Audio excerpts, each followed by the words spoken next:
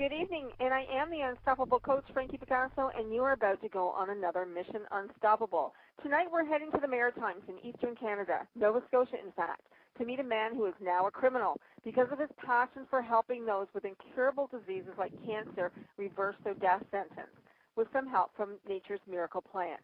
Ricky Logan Simpson is now just shy of his 59th birthday and doesn't want to live in Canada anymore. Why?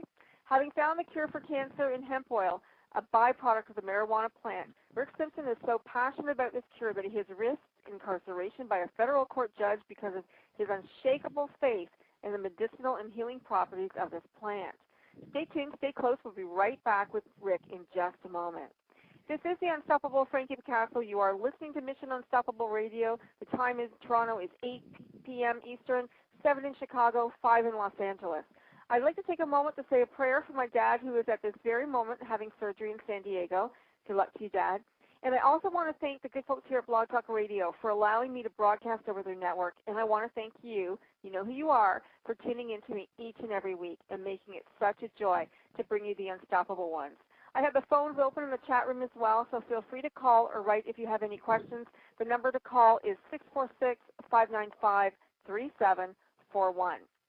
Rick Simpson was charged in one of the biggest marijuana busts his province has ever seen. Over 1,000 plants were taken and destroyed in a trial that lasted 5 days. Rick was convicted of producing marijuana and possessing less than 3 kilograms of THC. Justice Felix Caccione called the trial the most unique drug case he has ever presided over. He said he'd never heard of a drug trafficker telling the police of his plans or a dealer who didn't earn a profit from his trafficking. Mr. Simpson's actions were entirely altruistic, the judge said. There was nothing insidious in what Mr. Simpson did. He acted out of a strongly held belief in the medicinal value of marijuana and a steadfast conviction that the hemp oil he made was helping people alleviate their suffering from a variety of ailments that prescription drugs were having little impact on. This last charge was stayed, and Rick was sentenced to pay $2,000 within 6 months.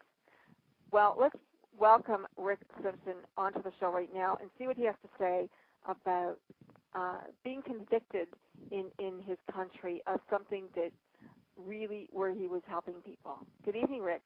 And welcome. Good evening, Frankie. Thanks for coming on our show. I'm sure no, there's more than lots happy to of be people here. really interested in talking to you. Now, you're an engineer by trade, aren't you? Yes, I am. Is that correct? And something happened to you at work. You had an accident? Yes, I suffered a head injury in 1997, and it left me with post-concussion syndrome. I wound up with this ringing in my head, and I had balance problems, and I was in very bad shape. And I went through the medical system, all the pills, down the chemical highway, but nothing seemed to help. And then in 1998, I was watching an episode of The Nature of Things with David Suzuki called Reefer Madness 2.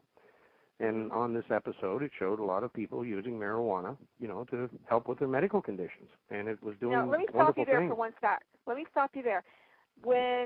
Did you see Reefer Madness when you were a teenager or a young adult?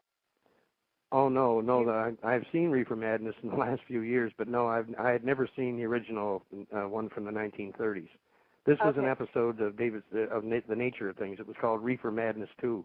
I guess it was in reference to the original movie. Right. Yeah, I was just curious if you had seen Reefer Madness. I remember seeing Reefer Madness. That's a truly laughable movie, believe me. It is a laughable movie, and I'm just a couple of years younger than you, and so I think I was maybe, maybe 15 or 16 when I went to see it, but it was pretty funny. Did you ever smoke pot as a teenager or young adult? No, actually, I never really smoked pot until I was about 35 years old. Okay. I was never really a big pot smoker or anything, and actually, until I got hurt, I never really looked at it as medicine. It was over a year after I was hurt that I'd seen this episode on The Nature of Things, and so I went out and I bought some marijuana, and I brought it home, and I tried it, and my God, it worked better than anything that the doctors were giving me. So I went back and told them. What were you suffering from? Like what kind of post-concussion syndrome there? Okay, That's so a lot of athletes, hockey players, the head injuries, the concussions. Right. Some people wind up with migraine headaches and all kinds of problems. Okay. Mine is like migraine noise. Oh, okay.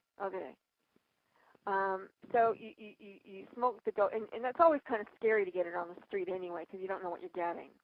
Well, yeah, the quality can vary quite badly. But And it did help, you know, like it. Sure. I found that it just eased it so I could get some sleep. With the noise I had in my head, I couldn't sleep or anything. I was in horrible condition. How big a town do you live in? Well, I live out in the country. I live about halfway between Amherst and Spring Hill, Nova Scotia. Right. So it can't be that easy trying to find pot on the street. Well, there's a lot more people out there growing it than the government gives it credit for. It seems like every second person. Oh, is that right? Yeah, it's not really that hard to find, but to find good quality, you know, that can be a little bit difficult at times. Okay. Is that when you started to grow your own? Yes, well, I started playing around with it, but you see, I had tried smoking, you know, like smoking, and it did help my medical condition. But when I went to the doctors, they wouldn't give me a prescription or anything for it, so I just stayed on the chemicals. And why wouldn't he give you a prescription? What was his? I have no idea. I mean, every time I asked the doctors, all they would tell me, it's still under study and it's bad for the lungs. You know, stay away from marijuana. More just foolishness. And I mean, they knew it was the only thing that was helping me. And my doctor, my own family doctor, let's see, 1999 or so, I was in his office one day, and again, he was refusing me, you know, to give me a prescription for it. So I said to him, I said, well, what would you think if I took the plant and made the essential oil from the plant and ate the oil? And he agreed with me. He said that would be a much more medicinal way of using it. So that's what I started doing. But I was just using a little bit of oil. Like, they would take me off one prescription. You know, sometimes I'd be a gap there 2 or 3 weeks, and I would fill the gap with oil or smoking marijuana. And then about 2001, well, they just completely, at that point, they said there was nothing more they could do. They tried every chemical they knew, and I was on my own. But they still would not give me a prescription for hemp. So I hope I want to clarify this to the public. Hemp and marijuana are the same thing. Don't listen to what your government is telling you. So hemp, all these hemp drinks and hemp seeds in cereal and hemp clothes and purses and all these hemp things that are happening in tea, that's marijuana. Oh, yes. Yeah, so, I mean, basically what the government is trying to tell people, like, you know, well, hemp is one thing, marijuana is another. They're all really the hemp plant, hemp or cannabis plant, whatever you want to call it. But there are strains of cannabis that have very low levels of THC. Well, the government has said, okay, that's hemp. But in the 1930s, they needed a word to villainize hemp to the public, so they chose marijuana. And that's what they've been shoving down our throat ever since. And I hate the word. Right, yeah. Now, there was, I know that, you know, dealing with chronic pain, I had chronic pain, and dealing with chronic pain, I was offered some marijuana by my physician and said, you know, this might work for you when other things aren't working for you. Dr. Helen Hayes, University of Alberta, she's working with chronic pain sufferers since 1981, and she said most of the evidence is anecdotal. And that's what we hear a lot, and I'm sure that's what you were hearing, is that your evidence is anecdotal. Like, what's anecdotal about a plant that's been used in medicine for 5,000 years? What's anecdotal about that? You know, well, I mean, what's anecdotal about the people that you've helped and yourself? That's right. Now, not only did you have this concussion, did those migraines heal, by the way? Did they stop? Oh, no, then I still have the noise in my head, but the oil lets me live with it. You know, when you have a loud noise, like this is like a loud, it's almost like having a tuning fork in your head. Right, but what I find with the oil, it just makes it takes my mind off, you know, off the noise, and I can live my life again. But in 2000, what's that? Are you married? Do you have a family? No, I'm not, dear. Okay.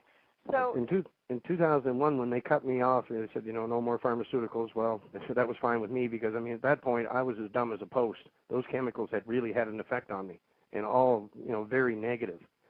Right. So I started taking the oil regularly, you know, on a regular basis, and within about 6 months, I was noticing, you know, my mind was coming back, and people around me seeing the difference. There was no question. Well, that was my question. Did people see a difference with you smoking the pot, taking the drugs, the illegal drugs that the doctors were writing for you, the prescriptives? Did people see any difference when you were taking the oil? Oh, yes, big difference. See, this is really, I don't go down so much the smoking path. I'm not about, you know, this is never really about legalizing This is about marijuana. getting high. Right. It's, they've denied the medicinal use to so many suffering Canadians, Right. and it's ridiculous. I mean, this is man's oldest known and safest medication. It is totally non-addictive and has been known throughout history to be the most medicinal plant on earth. Now, what did the Canadian government think they were doing in 1923 when they took the most medicinal, harmless plant on earth out of medicine? I mean, you could take a bucket full of this oil and eat it, and it would not kill you. It's the safest medication in the world. But Rick, every country in the world will charge you. Every country will charge you with possession. Oh yeah, because the big money has done it worldwide. I mean, they've enforced like the United Nations, the Single Convention Treaty. You must agree to keep cannabis from your people if you want to be with the United Nations. Well, that's a wonderful plan, isn't it? It's all been done by big money and corruption because they don't want that plant around. It's a threat. It is a very big threat to these big corporations. Because what people have to realize, this medicine, it is truly a cure-all. It's the most wonderful medicine on earth. But that plant also produces, when you think of hemp, you should be thinking petroleum. Because, I mean, 1 acre of hemp will produce about 5 gallons, or about 500 gallons of methanol per acre. That means and plus it'll produce another 100 gallons of hemp seed oil, which you can burn as biodiesel. So that means like 3 to 4 acres of hemp would supply all of the energy needs required for an average rural household. Plus, it would run their cars and their equipment. We would be self-sufficient. We wouldn't be at the mercy of the big money anymore. That's what they don't want. I mean, when you look at paper today, we can make all our paper. We don't need to be cutting down the trees. Hemp could supply all the paper, and you can make textile. You can make anything with this. I mean, Henry Ford built a car out of it. Wow. So there's just no end to the uses. I think there's something like right now, like 25,000 different things you can make from hemp. So, when you think about that, dear, just think about 500 gallons of well, really it's alcohol. Now, 500 gallons of alcohol. Do you know how far that would take your car? When you fill up your tank, you're putting 10, 15 gallons in. Right. So when you're talking about 500 gallons, that's going to take you a long ways. Yeah, it's pretty amazing, and it's probably a lot cheaper than what we're seeing today. Well, it would put people back on the land. That's what's wrong today. We've all gone into the cities, work in the factory. Well, we're using up fossil fuels at an alarming rate. Plus, the use of these fuels are damaging our environment, and we know it. And nobody's doing a thing about it because the big oil companies and whatnot, they want it that way. Well, we live on this planet too, and we have a say. And if the public would just stand up and demand their rights and demand this medicine, it would happen tomorrow. Okay, so let's go back because you had the concussion, but you also got skin cancer. Yes, I'd had these little spots for a few years, and I went into my doctor. This was after they took me off stopped giving me the drugs. About a year later, I was into his office, and I showed him these areas. And I had one next to my eye, and I had one on my cheek and one on my chest. So he was quite concerned about the one next to my eye, so they took me in, and it was removed surgically. So it was about a week after the operation. I was sitting at home and looking at it. It was all infected and angry looking. And what had happened in 1972, my cousin died at 25 from cancer. I watched him go from 200 pounds down to about 55 pounds when he died. And about 3 years later, the local radio station, CKDH here in Amherst, I was leaving work this day, and the announcer came on the radio, and he was laughing at the time, and he said, this report just in, THC, the active ingredient in marijuana, has been found to kill cancer cells. But he was laughing all through it, so I didn't know whether to take it serious or not. But it stuck in my mind. So here I was, like 30 years later. They'd already operated on the spot by my eye, and I had these 2 other spots that I was supposed to go in and have operated on. And that report bounced back into my brain. So I took a little bit of that oil, and I put it on the other 2 spots of skin cancer that hadn't been operated on. Well, I put it on. I mean, I didn't think it would work. It was just all too simple. But I went down to the bathroom 4 days later. I just put bandages on it. 4 days later, I took the bandages off.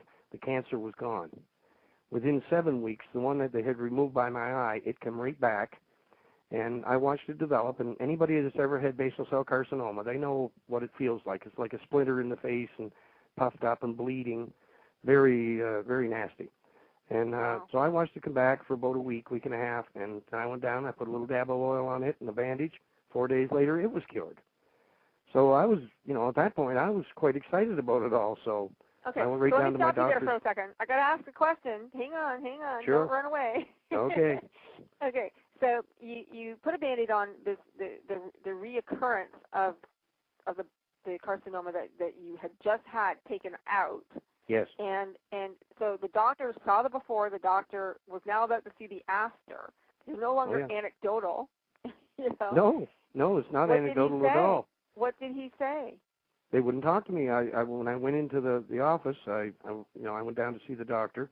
He's like a country doctor. He lives in Pugwash, and his wife was the receptionist. And I had a great deal of respect for the man. And but when I went in, I asked her for my pathology report, and she gave it to me, and it said basal cell carcinoma, totally excised.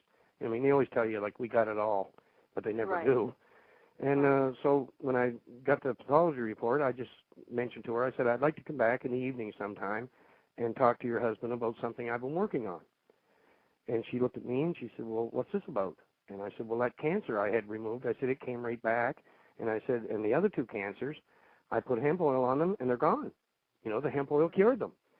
And the woman she went rigid. I couldn't believe it. She started yelling like, the doctor will not go there. The doctor will not prescribe this. Now, I mean, I'm standing in the waiting room of my doctor's office, and there's other people there, and this woman is going ballistic. And I got out of there that day, and I remember driving home, and I got in the truck, and it was being in the Twilight Zone. Like, what is going on here? Like, I cured my own cancer. Shouldn't my doctor want to know how I did it? Well, and I mean, that time, you would think so. I was quite naive at that time about, THC, and I didn't understand that much about it. But, the medical system had nothing. But it's not just the THC. Hang on. It's not just the THC and the marijuana. It's anything that any patient brings to the medical community, that any doctor brings to the medical community that is not approved by the drug industry. They are typically and characteristically uncurious, if that's a word. They don't want to know. They don't even ask questions. They don't even blink an eye and go, oh, wow, that's interesting. No, not even that much. You'd be surprised how hard it is to get someone to understand something when their job depends on them not understanding it. Exactly.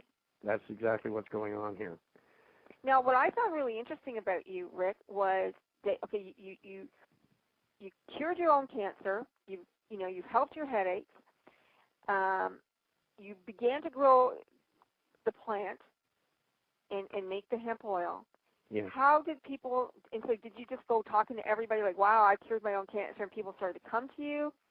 Is that what happened? How did you become known as the guy with the hemp oil? And how did you go out and start treating over 300 people?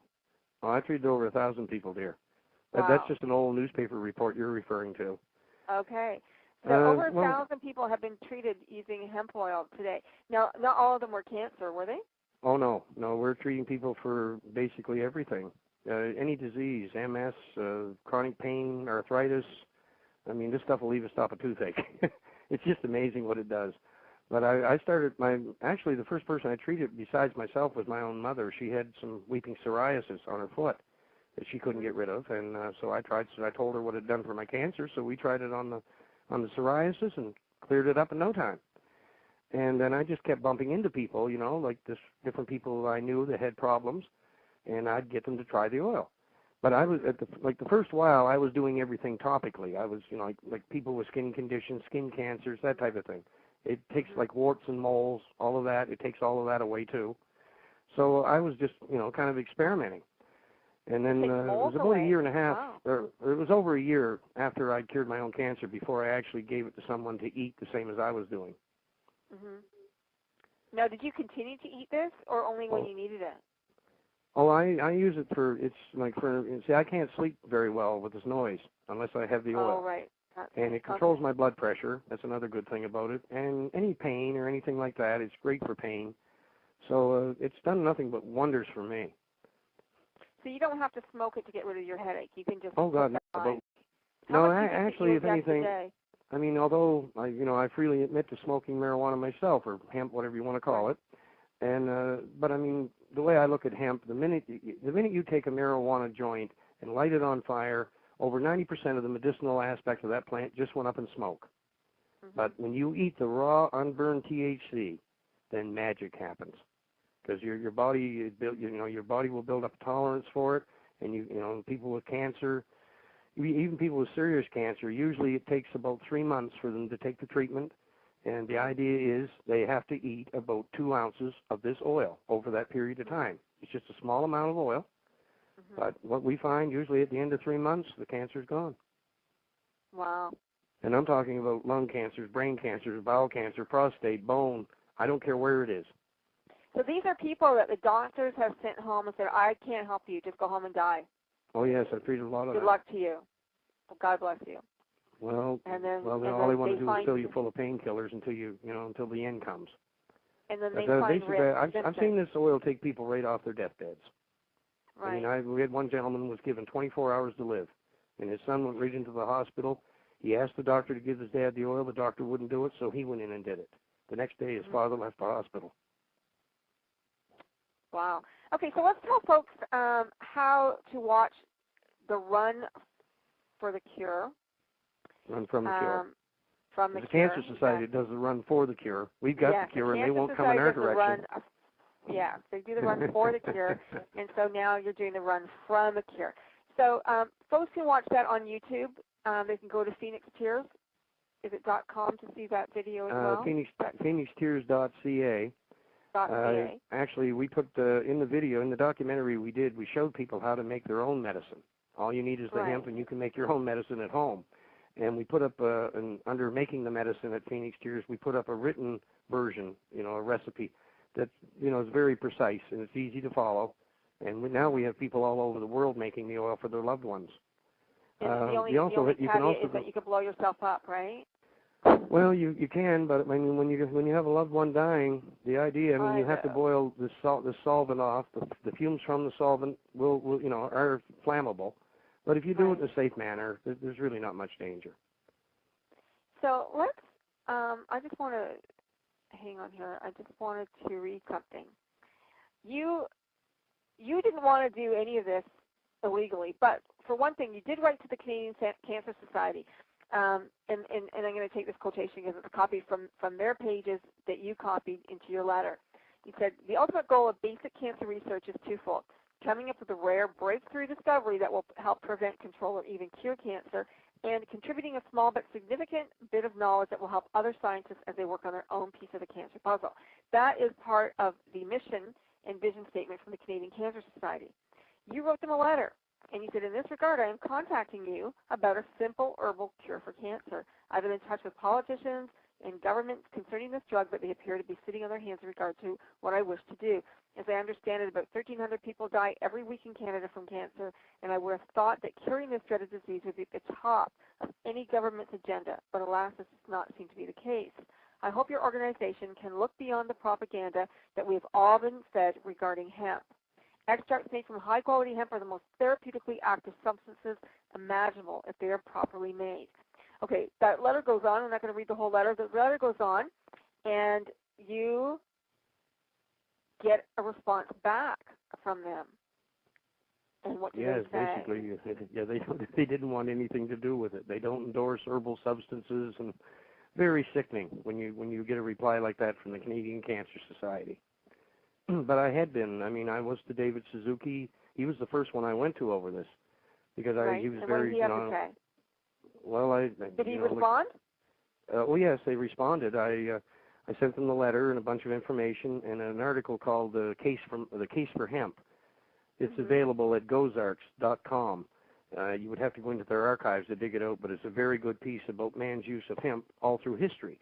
And towards the end of it, it has many medical studies in there, all saying the same thing. THC kills cancer. So, they've known this for decades, so why aren't they using it? It's just total insanity. Well, we know why they're not using it. Yes, we know. And when we know the only way it's ever going to stop is we have to stand up and tell them to stop. So in that regard, then you've been healing people. You've had over 1,000 people come. You've been making this for them. Then they had the biggest drug bust in history, where they took over 1,000 of your plants and destroyed them. I'm assuming. Well, the numbers there have always been in dispute. The honest truth is, I had about 1,620 hemp plants in my backyard when the RCMP arrived in 2005, and that's the number I gave them. I told them exactly what I had, but you even called the RCMP, didn't you, to tell them that you were going to be growing marijuana for medicinal purposes? I took a videotape into them. Right. See, in the spring of 2005, well, I had treated so many people around here, and people knew that it worked. So we had a public meeting at the Royal Canadian Legion in Macan. And, we videotaped the meeting. There were several patients present. We videotaped the meeting. And then I sent videotapes of this meeting to W5 and the 5th Estate. And then I took a copy of this same tape into the RCMP in May, I guess it was early May of 2005. And I gave them the tape along with a letter, because I told them I wanted some local politicians charged with criminal negligence causing death, because these people were not doing their job. I'd been to them all. They wouldn't even look at it.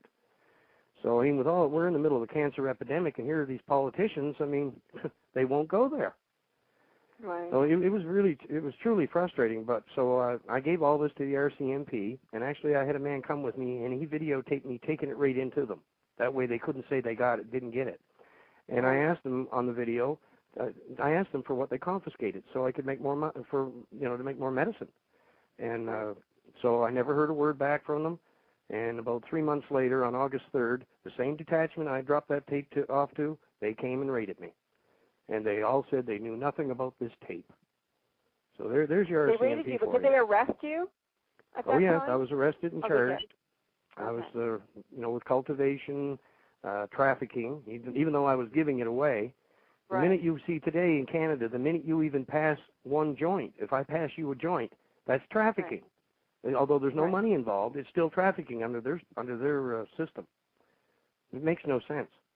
Now, the judge said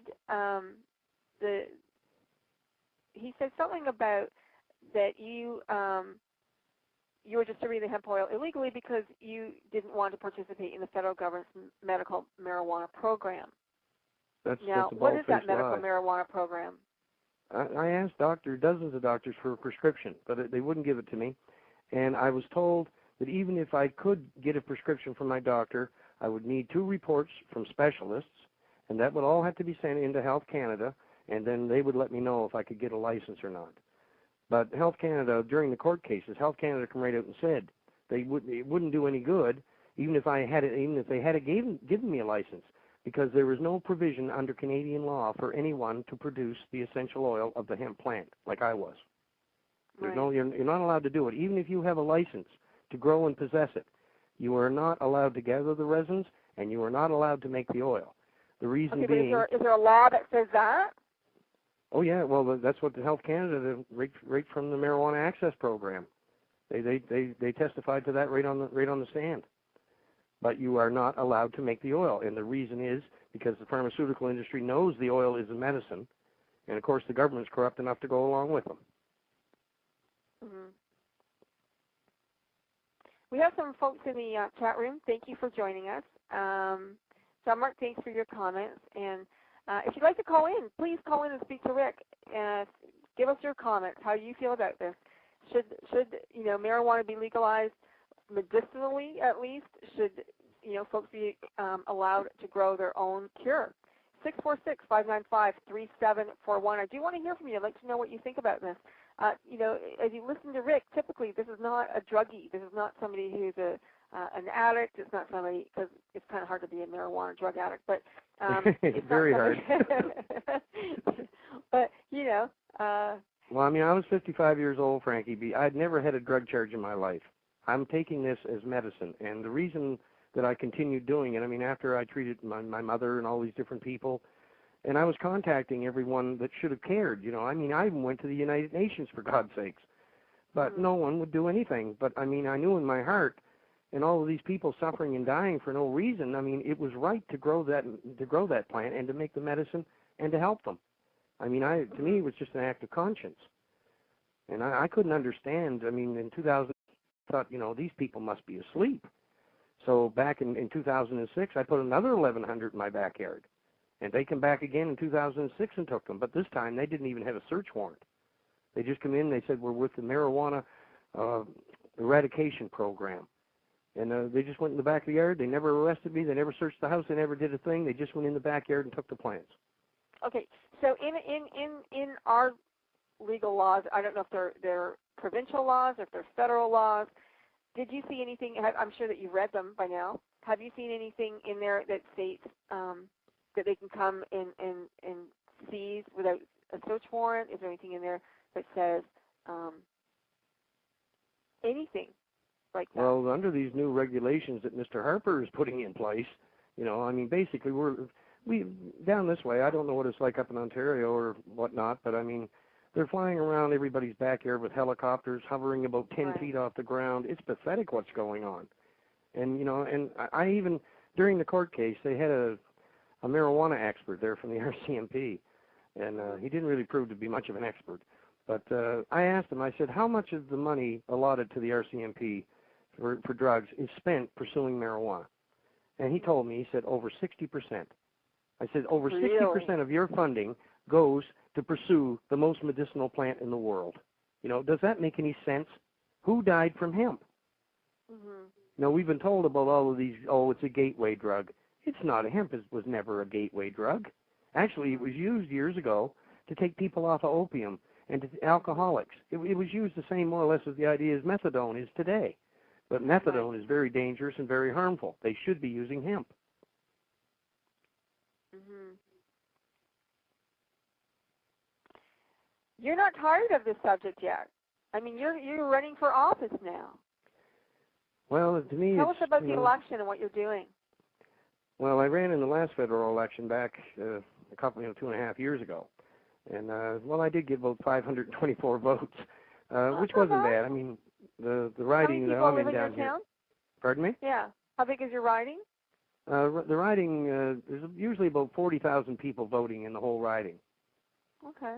So I got about 500 and some odd votes, which wasn't too bad, I guess.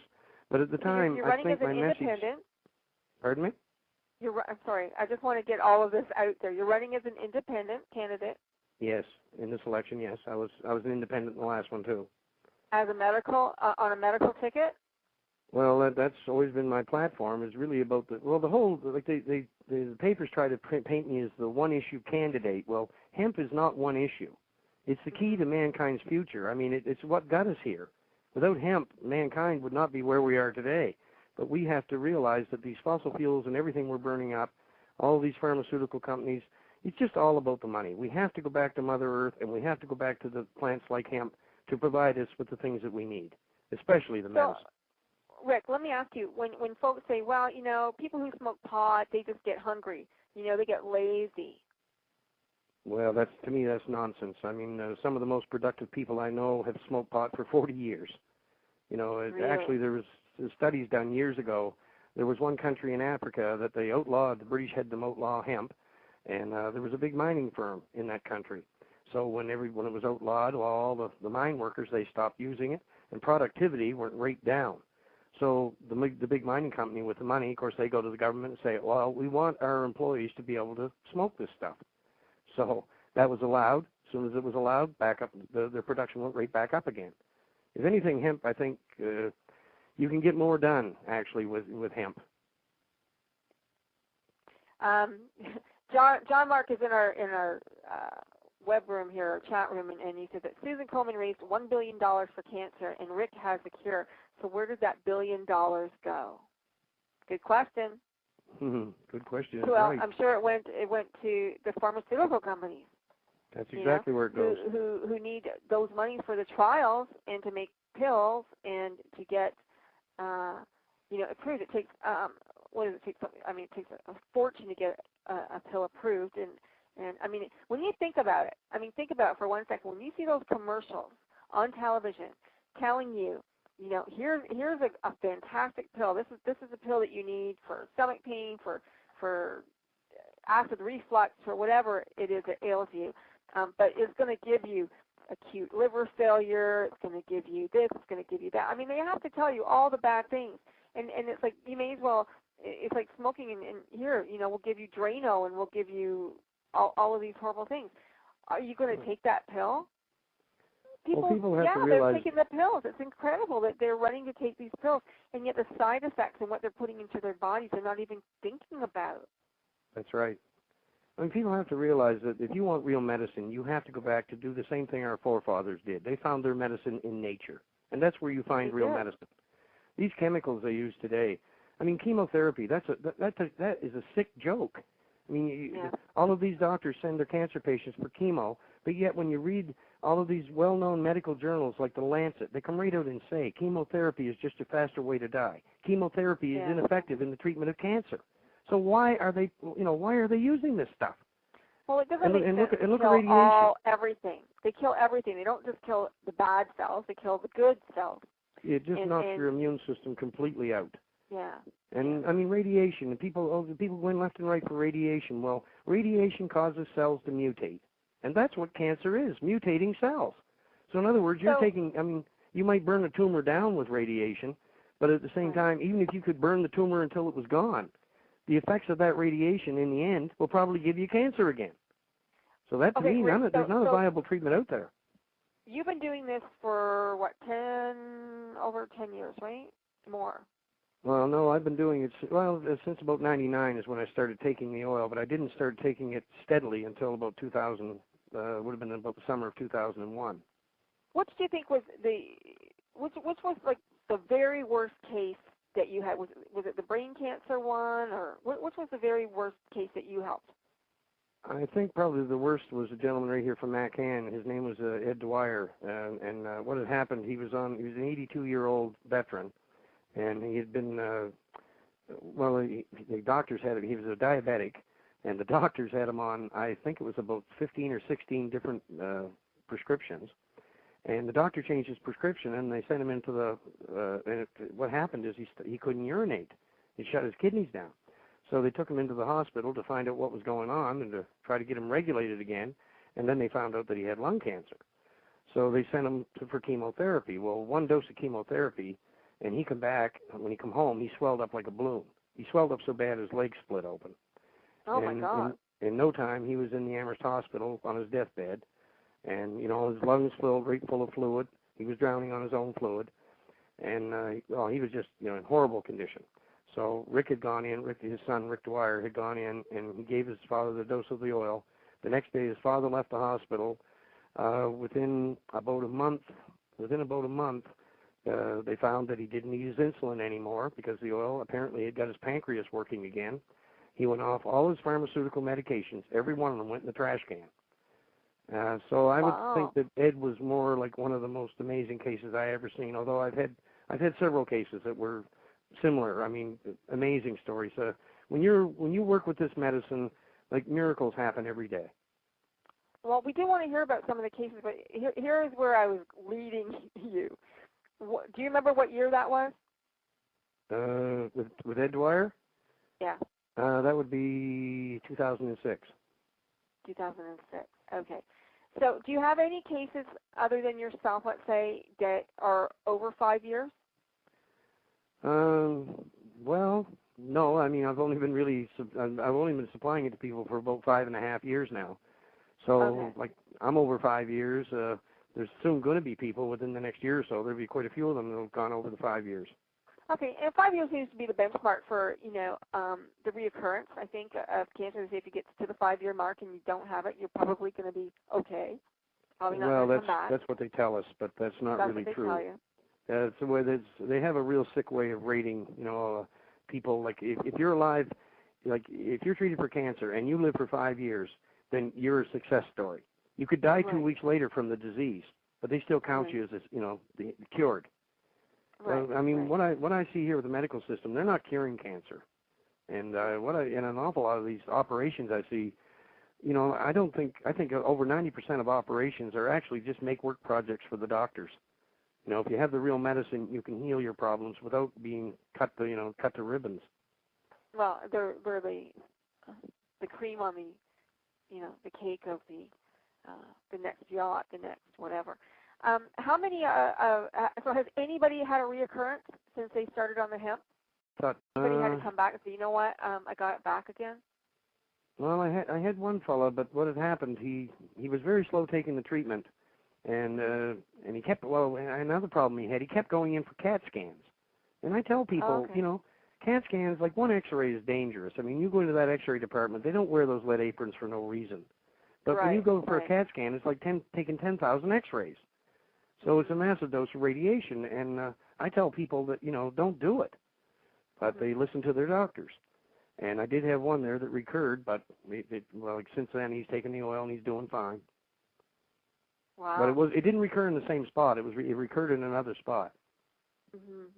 He had terminal lymphoma. And the folks with the MS, they're okay? Oh yeah, the MS. We've got people since we put the documentary Run from the Cure, now people worldwide, all over the place now are making the medicine, and we're getting these results back with people with MS. It's not just treating their disease; it's curing it. Now I've heard from some healers that once they've had the chemo, that there's no coming back from that. Have you had people who've had chemo that have started the hemp oil and were able to cure themselves? Oh, yes. Basically what we've seen, people that come here and they've had a diagnosis, a lot of people are just diagnosed and they're just, the cancer is so advanced, you just tell them to go home and die. Well, people like that, we've had pretty well 100% batting average. But even people that have been damaged badly by chemotherapy and radiation, in 75 to 80% of cases, if they'll take the medicine the right way, in 75 to 80% of cases, we can save them. But there are about 20% that have been so badly damaged by the chemotherapy that no matter, even if you can cure their cancer, the damage the chemotherapy has done to their internal organs in the end kills them. I mean, people have to realize that chemotherapy is just poison. That's all it is. Right. And it damages, every time you take a dose of chemo, it damages every internal organ in your body, including your brain. So if I was to take this for 3 months, if I had cancer, let's say, and I was to take it for 3 months and I got cured, is that it? I don't have to take it anymore, or do I have to take it for my life, or what's the story? Oh no, Frankie. Well, basically, it's up to the person themselves. I mean, like I said, there's absolutely no addictive nature to it. People forget to take it, but at the end of the treatment, it's you can just stop the treatment and walk away. But most people they tend to they want to take like maintenance doses, like 1 or 2 drops a week, just to keep the THC in their system, because it's good for your body. So you said in the beginning that they would take 2 ounces. Is that 2 ounces over a 3-month period? Yes. It's usually between 55 to 60 grams of this oil. It's only a small amount. Well, that's just like a little dab, and they put it on the inside of their cheek. Is that how they do it? Well, like actually what I do, I just take a dab in my finger and I scrape it on my teeth, and because it's like a thick grease anyway, and then I take a drink of cold water and then I just flip it off my teeth and I swallow it like a pill. Or you can put a little dab on bread or something like that and fold it over, if you don't like the taste. There's all kinds of different ways of taking it, but the main thing is to get it into your body. Right. Jonathan, if you got the cure for cancer, why would you want to stop taking it to keep you in good health? Well, I just thought, you're cured. You maybe didn't have to take it anymore. It's like anything, it's the preventative aspect of this medicine that, to me, why not prevent disease? If people would take this oil, they could prevent diseases like diabetes. They couldn't. Somebody on the oil, you won't get diabetes, MS, cancer. So many of these horrible diseases could be prevented entirely if people would just take small doses of this oil. I'm not talking about anyone getting high. It's just small doses of this oil. Keep the level of THC built up, little level of THC up in your system, and you'll prevent these diseases. And once you're used to the oil, like people can't, you can't tell when. I mean, I can take huge gobs of this oil, and I've had people come here and watch me like 4 or 5 hours, and you can't even tell that I have it in me. I can drive my car. I'm not impaired. It doesn't impair your motor skills. That's another thing they're trying to shove down the Canadians' throats here. It's all about, it's the same as alcohol. Well, alcohol impairs your motor skills. Hemp does not. Now, what about all of those pharmaceutical drugs those doctors are throwing around so freely? All of these morphines and painkillers. I mean, do you think these people that are driving cars on those aren't impaired? Well, Hemp yeah, does not they impair are. you. Yeah. Yeah.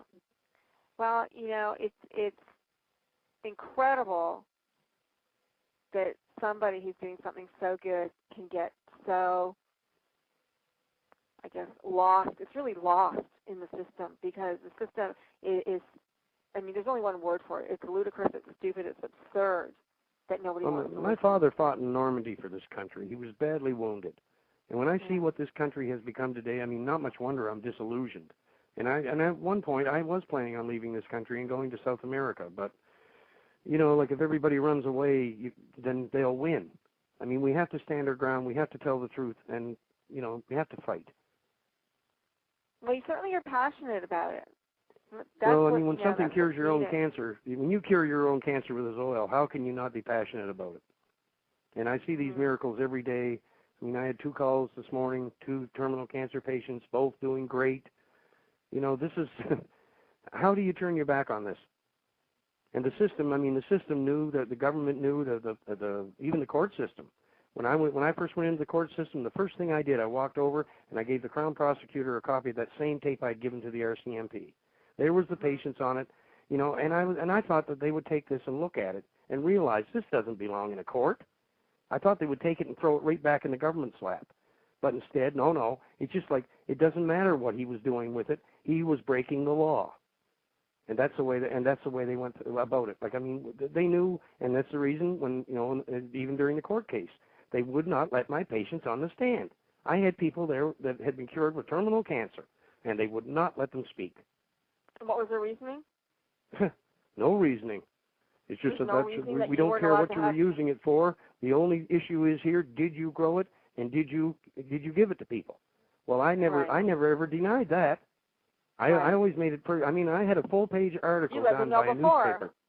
Well, in 2004, a year before I was ever charged, the Spring Hill Record did a full-page article detailing all of my activities curing cancer with hemp.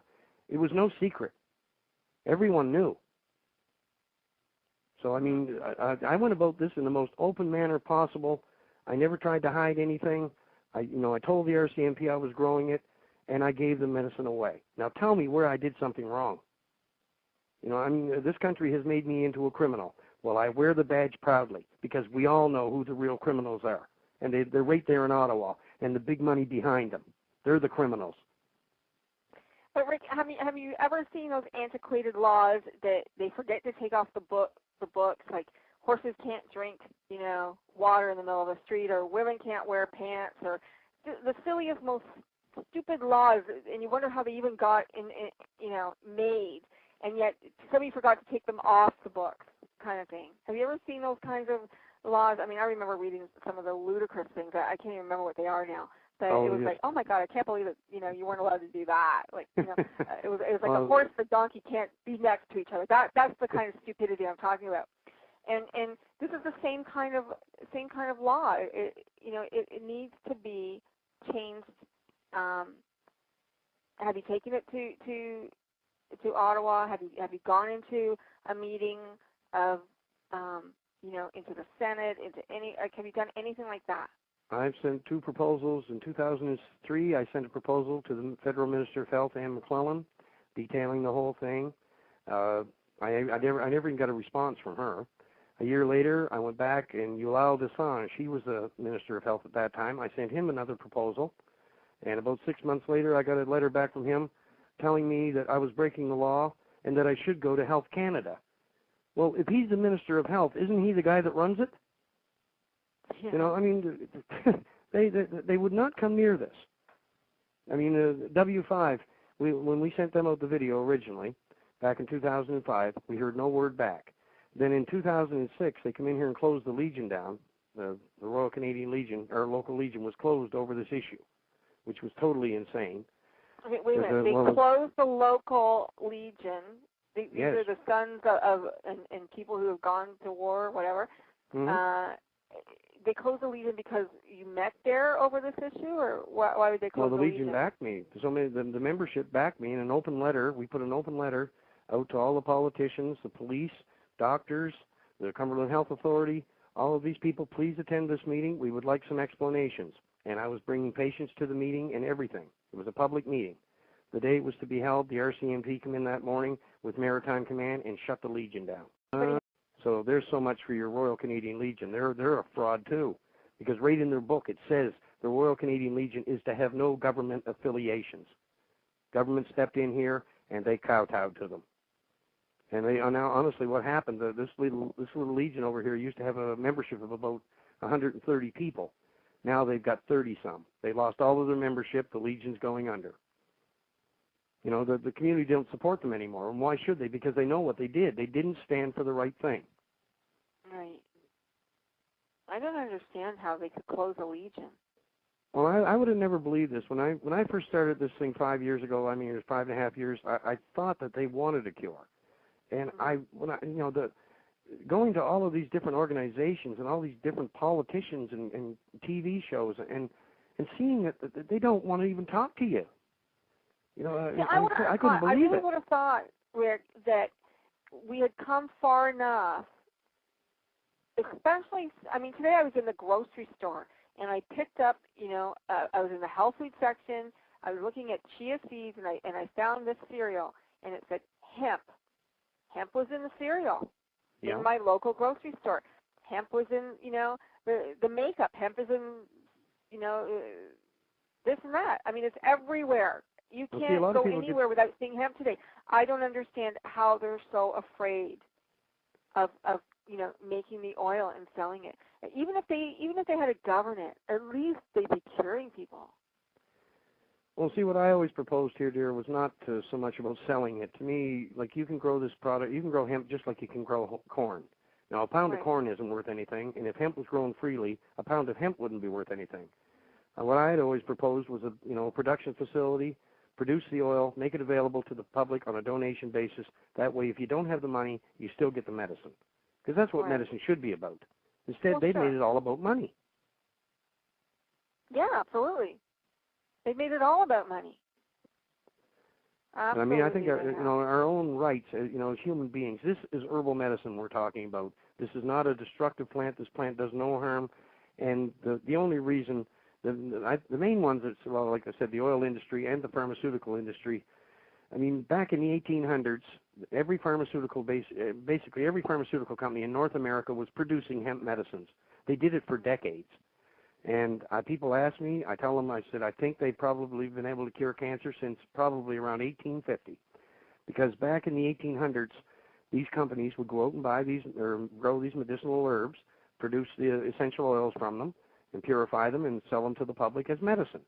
Well, the minute you make the essential oil from the hemp plant, you're making the same stuff that I made. And the medicine that they did provide from the hemp plant, what they would do, they would take a little bit of oil and put it in the bottom of a bottle, and then fill it with alcohol and put an eyedropper in it and sell it as a cannabis tincture. Well, that's what that is. That's watered down hemp medicine. They never give the public the real medicine. They watered it down. Okay, so, you know what? We need to go somewhere. We need to go to Bill C-51. Because if you are out there listening to this and you're saying, well, that's marijuana, that's a drug, of course the government's going to get involved. Of course they're not going to let you take it. Well, what I'm telling the public is they're lying. Bill C-51. Because if you think that this is bad, what about when you are arrested for giving your children vitamins because they're an active ingredient? Yeah, that's what's going to happen. They're trying to push this one through so fast, and it's going to be illegal to give your kids vitamins. In 1923, the Canadian government started outlawing the natural when they outlawed the hemp plant. And now today with this Bill C-51, they want to finish the job. One of these days, you probably won't even be able to buy an orange. They want to control it all. If it's medicinal, you can't have it. Now, I mean, if the people on this planet are willing to put up with this nonsense, maybe they deserve what they get. But, I mean, why can't people wake up and realize, our food supply today is not even safe to eat, even the air we breathe.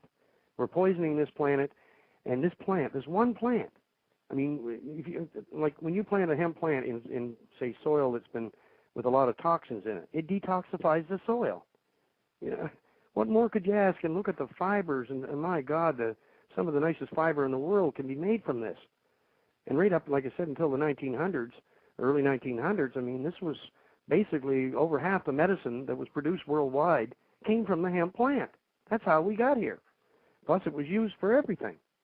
But since they've outlawed it, I mean, this is where we sit today in this synthetic world. And that has to come to an end because, you know, like I said, the fossil fuels are running out. And we're burning up fossil fuels that I don't feel that we own. You know, I think the day is going to come that maybe the people on this earth maybe the day may come when they may need these fossil fuels that we're burning up, you know, so freely. So, Rick, let me ask you, have you reached out to, okay, there's another stance. So you have the environmental issue, plus you have the homeopathic issue. So have you linked up or tried to link up with somebody that has a lot of backbone, somebody who has a lot of clout and power that could help you? Oh yes. Well, we've tried to contract several, you know, big names, but you know it's very hard to get through to these people.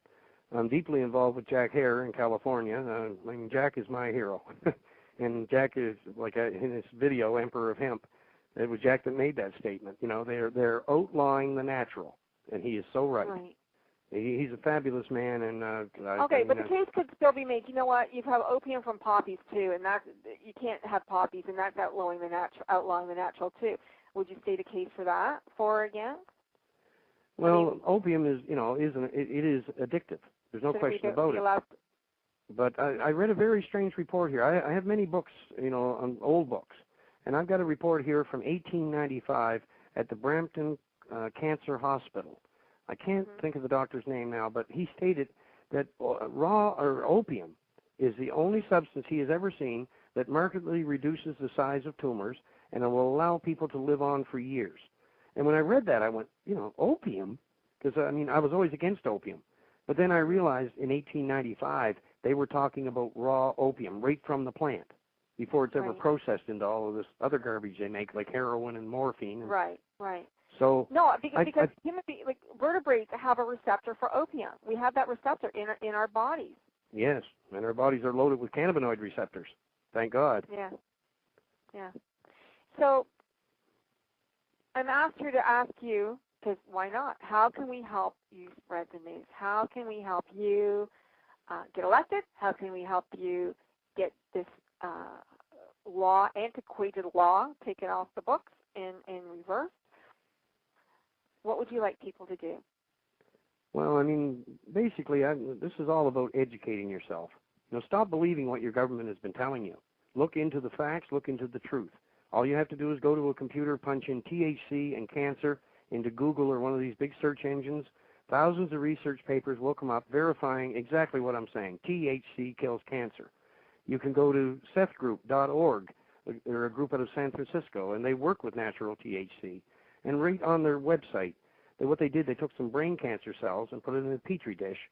Now, you can keep cancer cells alive, so they put it in a petri dish, and they put natural THC in with it, and then they took time-lapse video of it. And you can watch it right over the internet, time-lapse video of natural THC killing cancer, right over the internet. Now, what is wrong with this system? And they're still out there with the little pink shirts on running for the cure. I mean, somebody better wake up. Yeah. I mean, I'm in touch with I'm in touch with so many people now. It's scary. I can't keep up with them all. But you know, the main thing is to tell people, to spread the word, and you know, it's all the truth. Okay, and I want everyone who's listening to Rick. We got 1 minute, so I just want everyone to go to the phoenixtears.ca site, watch Rick's video, Run from the Cure, and if you don't agree, then you know, I don't know what's wrong with you. They can also go to. It's a very powerful statement. It really is. Well, everything I'm stating is true, dear. And anyone out there that has high-speed internet, you can go to phoenixtearsmovie.com, and you can download the documentary right at that site. Make copies, pass it around to your friends. This is about education, and the faster the people are educated, the faster we can put an end to this nightmare. I mean, this is the darkest chapter in man's history. When you consider, you know, I mean, I can't help but say the word genocide, because when I look at what the Canadian government, when you deny your public a medicine that can save their lives, and that's just what they've been doing for 85 years in this country, what do you call that? People dying and suffering for no reason? We're off air now, Rick. Okay. Oh, okay. So this has been Rick Simpson. He has a cure for cancer. He would like to be able to offer it to everybody and have everybody offer it to themselves and grow it for themselves. As I said, you can go to phoenixcares.ca and see Rick's story. Thank you so much for joining me this evening, Rick. I really appreciate you being here. And